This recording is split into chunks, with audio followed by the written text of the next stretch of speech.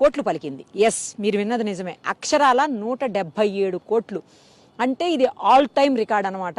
ఇంతవరకు ఇండియాలో ఎకరం ఇంత కాస్ట్ పోయింది ఎక్కడా కూడా లేదు. ఇంతకుముందు కోల్కతాలో ఉండేది.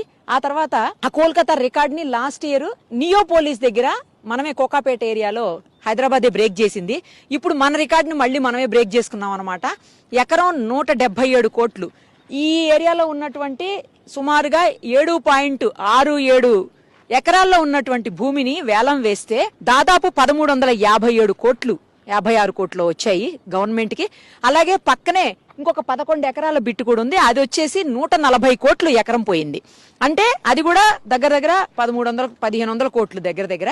సో ఇది అది కలుపుకుంటే మొత్తంగా 3100 కోట్లు. అంటే గవర్నమెంట్ రిజిస్ట్రేషన్ వాల్యూ కూడా చూసుకుంటే మొత్తం కలిపి 3100 కోట్లకి నిన్న ప్రభుత్వానికి లాభం వచ్చినటువంటి పరిస్థితి.